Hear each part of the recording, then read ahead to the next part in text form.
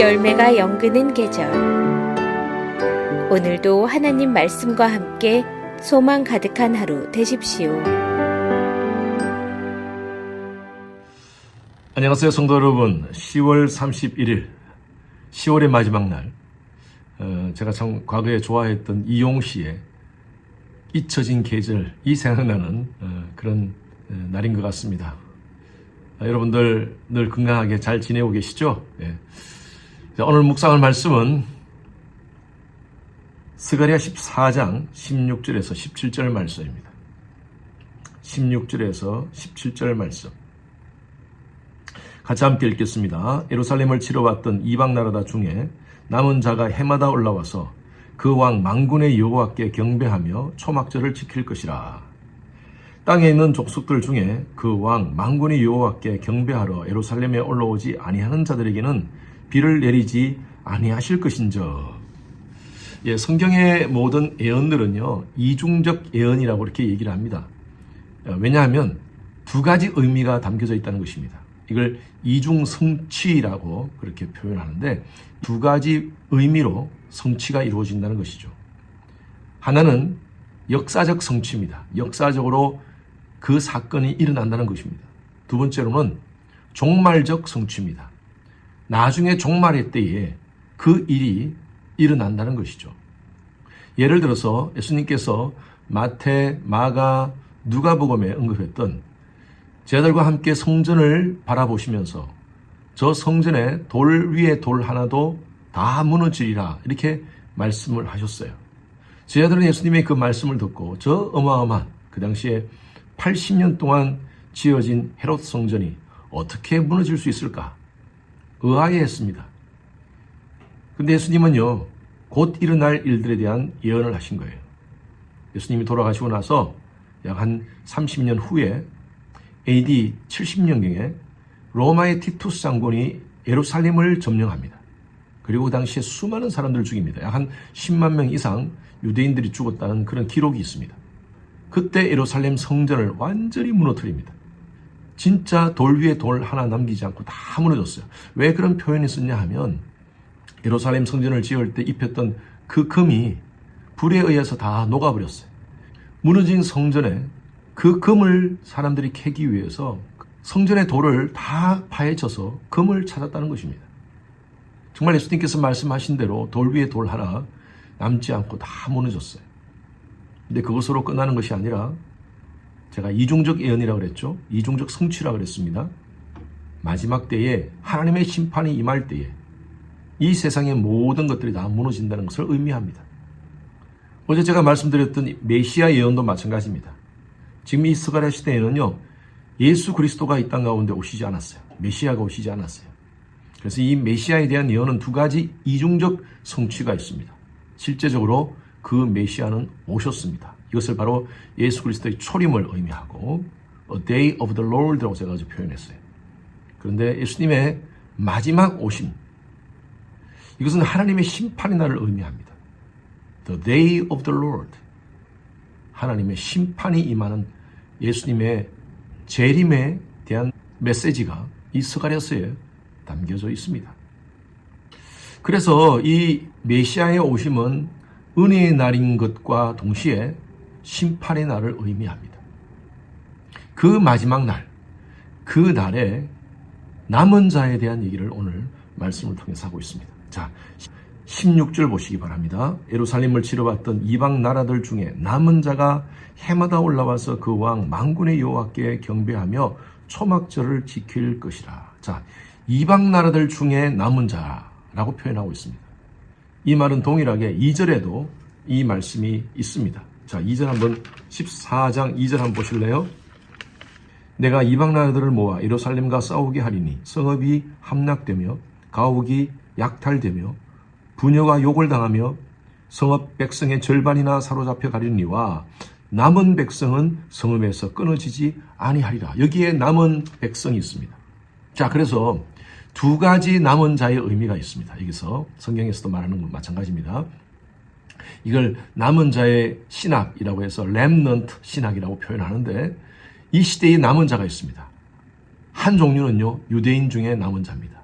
지금도 유대인 안에 유대교를 믿는 것이 아니라 기독교를 믿는 사람들이 있습니다. 이것을 바로 메시아닉 주이시라고 표현합니다. 또한 이방인 중에 남은 자가 있습니다. 유대인들을 공격하고 유대인들을 침범했던 사람들 가운데, 그 이방 나라들 가운데 하나님의 존재를 인정하고 이 마지막 때에 메시아를 그들의 삶 가운데 구주로 인정하는 자, 바로 이방인들 가운데 남은 자입니다. 그런 자들은 유대인들과 함께 하나님을 예배한다는 것입니다. 그 말씀이 바로 뒤에 있죠.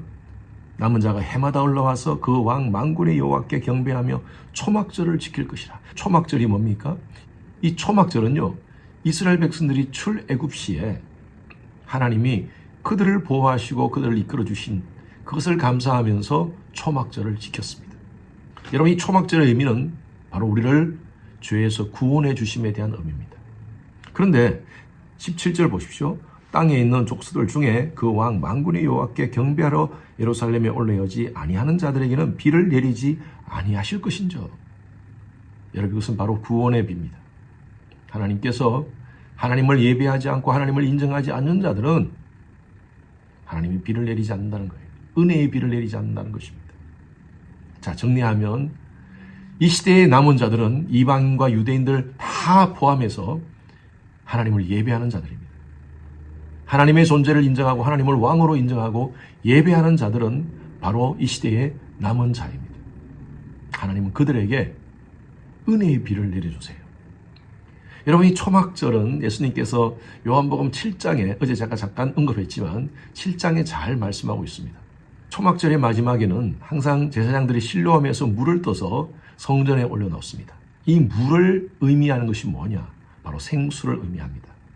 생수이신 모사야. 요한복음 4장에 보면 우물가에 여인이 나옵니다. 그녀는 사마리아 여인이었고 그녀에게는 5명의 남편이 있었고 그럼에도 늘 목이 마른 여인이었어요. 세상적인 일에 목이 마른 여인이었어요. 예수님께서 그 여인에게 그렇게 말했어요. 이 우물을 먹는 자는 다시 목마르지만 내가 주는 물을 먹는 자는 영원토록 목이 마르지 않는다 그랬어요. 여기서 예수님께서 하신 말씀이 바로 예수님은 영원한 생수라는 의미를 얘기하고 있습니다. 오늘 많은 사람들이 영적으로 목이 마릅니다. 저와 여러분들은요, 이 생명수를 소유한 사람들입니다. 이 시대의 마지막 남은 자들입니다. 영원토록 목마르지 않는 이 생수를 우리만 가져갈 것이 아니라 우리 주위의 많은 사람들에게 공급해야 됩니다. 그래서 저와 여러분들의 지금은 다 각각 다 다르지만 우리가 같이 해야 될 일이 있습니다. 생수 공급자, 남은 자로서 복음을 받고 예수 그리스도를 주라 고백하는 하나님의 백성으로서 해야 될 일인 줄로 믿습니다. 오늘 이 스가랴서를 마무리하면서 우리가 해야 될 일은요, 2가지입니다. 남은 자로서, 이 시대의 남은 자로서 구원의 감격을 가지고 날마다 하나님께 예배하는 삶을 살아야 됩니다. 우린 예배자가 되어야 됩니다. 2번째로는요, 생수이신 예수 그리스도를 우리 주위의 사람들에게 나누어주는 생수 공급자가 되어야 돼요. 우리 주님의 교회 미션 스테이트먼트와 같이 일맥상통하죠. 예배의 감격으로 변화받아 열방을 섬기는 이 마지막 시대의 남은 자가 되시기를 주님 여러분 축원합니다. 주님 감사합니다. 스가랴 14장 말씀을 이제 묵상하면서 저희들로 하여금 깨닫게 하신 것 감사합니다. 오늘도 만나는 모든 사람들에게 생수이신 예수 그리스도를 공급함으로 말미암아 그들로 하여금 영생의 은혜를 소유케 하는 이 일에 쓰임받게 하여 주시옵소서. 감사하며 살아계신 예수 그리스도 이름으로 기도드렸습니다. 아멘. 금요일은 예배를 위해서 기도하는 시간입니다. 저의 설교를 위해서 기도해 주시기 바랍니다. 은혜와 능력을 더해서 말씀을 준비할 때나 말씀을 선포할 때 놀라운 성령의 역사를 경험하는 그런 시간 될 수 있도록 기도 부탁드립니다. 2번째로 교육부 청년 EM 모든 설교자가 성령의 지혜로 복음적인 메시지를 선포할 수 있도록 기도 바랍니다.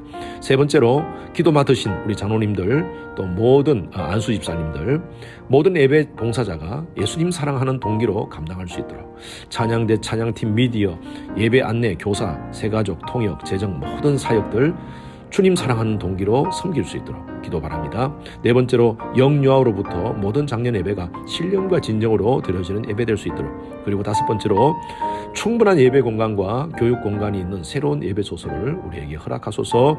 교회 이전을 위해서 기도 부탁드립니다. 함께 기도하시겠습니다.